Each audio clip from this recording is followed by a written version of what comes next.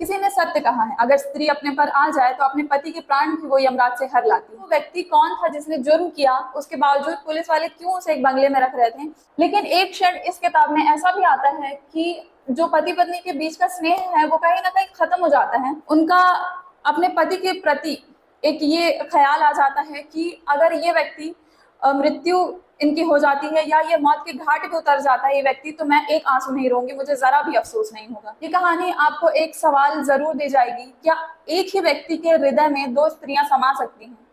किसी ने सत्य कहा है, अगर स्त्री अपने पर आ जाए तो अपने पति के प्राण भी वो यमराज से हर लाती है। हेलो, नमस्ते, अस्सलाम वालेकुम and a very warm welcome to my book review channel बुकैती। मेरा नाम है ताहिरा और आज जिस किताब की मैं बात कर रही हूँ, जिस उपन्यास के बारे में मैं बात करने वाली हूँ, उसका नाम है गबन। गबन जो है प्रेमचंद ने लिखी है और पिछली दफा भी मैंने प्रेमचंद के ही एक उपन्यास के बारे में बात की थी, गोदान की। और मुझे ऐसा लगा गोदान पढ़ने के बाद से कि मुझे फिर से प्रेमचंद का ही लिखा कुछ पढ़ना चाहिए, क्योंकि मुझे बहुत अच्छी लगी थी वो किताब। लेकिन अब ये कहना कहीं ना कहीं नाइंसाफी होगी, पर मैं ये आप लोग को जरूर बताना चाहूंगी कि अगर प्रेमचंद ने जितनी कहानी, जितने उपन्यास लिखे हैं, जितने ही कहानी संग्रह हैं जो मुझ तक पहुंचे हैं, जिसे मैंने पढ़ा है, उनमें सबसे ज्यादा पसंद मुझे गबन आई है। आप देख सकते हैं गबन का ये कवर है, ये उसका बैक है। इसमें कहानी का छोटा सा ब्यौरा दिया हुआ है और इसका अगर मूल्य, इसके मूल्य की बात करें हम, तो 195 रुपए की किताब है, बहुत सस्ती है, बहुत रीजनेबल प्राइस में है। और पेजेस इसमें है 256। तो मैं जब इसे पढ़ने पे आई तो मैंने काफी जल्दी पढ़ ली थी ये किताब। एक हुमक छा गई थी मुझे कि मुझे इसे जल्दी से जल्द पढ़ के खत्म करना है। और इस जो मैंने बात बोली है कि मुझे सबसे ज्यादा ये पसंद आई है, उसका सबसे बड़ा कारण जो है वो ये है कि इस कहानी ने, जब से मैंने पढ़ना इसे शुरू किया और जब मैंने खत्म किया, शुरू से लेके आखिरी तक ये किताब मुझे जोड़ के रखी है। इसकी हर कहानी मुझे इतना जोड़ के रखी है खुद से। मतलब इसे लिखा इस तरीके से गया है, इतने बेहतरीन तरीके से, इतने उम्दा तरीके से इसे लिखा गया प्रेमचंद के द्वारा कि हर एक चीज जो इसमें लिखी हुई है उसकी छवि मेरे आंखों के सामने आ जा रही थी। मुझे यूं लग रहा था कि मैं ये कहानी जी रही हूँ और इसमें जितनी घटनाएं लिखी हुई हैं वो सब मेरे सामने हो रही हैं। तो मैं जरूर चाहूंगी, मैं इस वीडियो की शुरुआत में कह रही हूँ, ये रिक्वेस्ट कर रही हूँ मैं आप लोगों से कि आप गबन जरूर पढ़िएगा, मुझे बहुत ज्यादा ये पसंद आई है। अब बात करते हैं किताब के बारे में और इनके पात्र के बारे में। इसका जो मेन कैरेक्टर है वो रमानाथ है। रमानाथ की धर्म पत्नी जालपा और उनका पूरा परिवार, यानी रमानाथ के माता पिता, उनके दो छोटे भाई और रमानाथ की पत्नी जालपा। ये जो पूरा सारा परिवार है ये रहा करता था प्रयाग में। प्रयाग के एक छोटे से मोहल्ले के छोटे से गली से ये परिवार आता था। जीवन यापन काफी अच्छी तरीके से हो रहा था। रमानाथ जो है, शादी के पहले वो ज्यादा कुछ कार्य नहीं किया करते थे, पर शादी के बाद ऐसा हुआ कि उन्हें एक चस्का लगा कि मुझे अपनी जो धर्म पत्नी है उनके जो बहुत बड़े बड़े सपने हैं, और वो सपने क्या हैं वो आपको ये पढ़कर पता चलेगा, क्योंकि उन्हीं सपनों की वजह से रमानाथ कुछ एक ऐसा जुर्म कर देता है जो उसे शायद उसकी जिंदगी को खतरे में डाल देता है। तो ये उस कहानी के बारे में है कि एक पति पत्नी के बीच जो स्नेह, जो प्रेम होता है वो बेहद में बदल जाता है, और उस जो जालपा रहती हैं उनके सपनों को पूरा करने के लिए रमानाथ किस हद तक जाता है। कहानी प्रयाग में चल रही होती है, सब कुछ अच्छे से जा रहा होता है। अगले क्षण इस गबन की जो कहानी है वो पहुंच जाती है कलकत्ता। मैं बताती हूँ आपको कलकत्ता में क्या होता है। 3 पुलिस वाले रहते हैं, वो एक व्यक्ति को संदेह के बिना पर पूछताछ करते हैं और पूछताछ में ये निकल करके आता है कि उस व्यक्ति ने एक कोई जुर्म किया है। अब जुर्म किया है, उसे सजा होनी चाहिए। उसने जो भी गुनाह किया है, लॉ से रिलेटेड जो भी उसे सजा देनी चाहिए वो सजा होनी चाहिए। लेकिन उससे पूछताछ की गई, उसने अपना गुनाह कबूल किया। गुनाह कबूल करने के बाद से, जुर्म कबूल करने के बाद से उसे एक बंगले में रखा गया। उसे ठाट बाट की जिंदगी दी गई, ऐशो आराम से वो बढ़िया बढ़िया खाना तो ये सारी चीजें जो है, आखिर वो व्यक्ति कौन था जिसने जुर्म किया, उसके बावजूद पुलिस वाले क्यों उसे एक बंगले में रख रहे थे, इन सारे सवालों का जवाब आपको मिलेगा गबन से।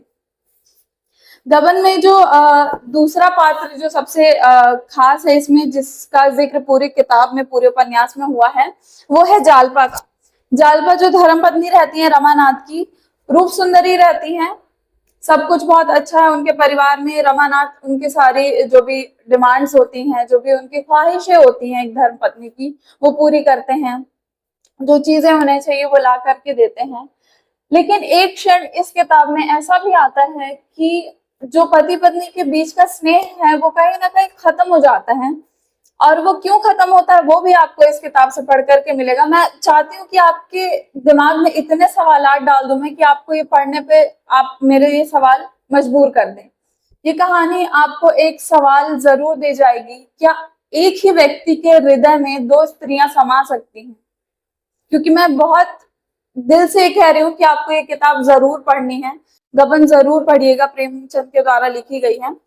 तो एक क्षण ऐसा आता है इस किताब में कि इतना स्नेह होने के बाद भी जालपा जो है, उनका अपने पति के प्रति एक ये ख्याल आ जाता है कि अगर ये व्यक्ति मृत्यु इनकी हो जाती है या ये मौत के घाट पे उतर जाता है ये व्यक्ति, तो मैं एक आंसू नहीं रोऊंगी, मुझे जरा भी अफसोस नहीं होगा। तो ये कहानी में ये एक मोड़ आता है और आप पढ़ेंगे तब आपको समझ में आएगा। ये तो हो गई रमानाथ और जालपा की कहानी। दूसरी इसमें जो और एक इम्पॉर्टेंट कैरेक्टर है वो है रतन का। रतन जो है जालपा की सहेली होती हैं और उन्हें अधेड़ उम्र के व्यक्ति से उन्हें ब्याह दिया जाता है, उनका ब्याह करवा दिया जाता है। बावजूद उसके रतन जो है वो बहुत खुश मिजाज हैं, वो खिलखिलाती रहती हैं, चंचल हैं और उन्हें घूमना फिरना काफी पसंद रहता है।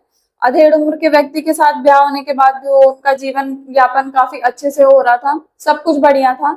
लेकिन उनका भी वो जो जीवन है, खुश मिजाज जो वो थी, वो बदल जाता है अंधकार में, क्योंकि उस अधेड़ उम्र के व्यक्ति की भी मौत हो जाती है।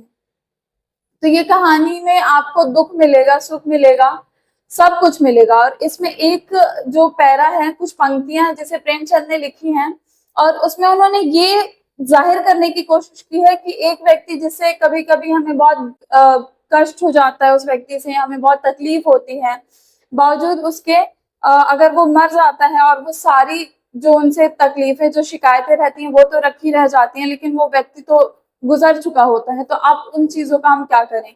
और हम अपने जीवन में इतना सुख दुख देखते हैं, उन सारी चीजों को, उन सारे धूप छाओं को प्रेमचंद ने कैसे लिखा है, मैं वो आपको पढ़ के जरूर सुनाना चाहूंगी।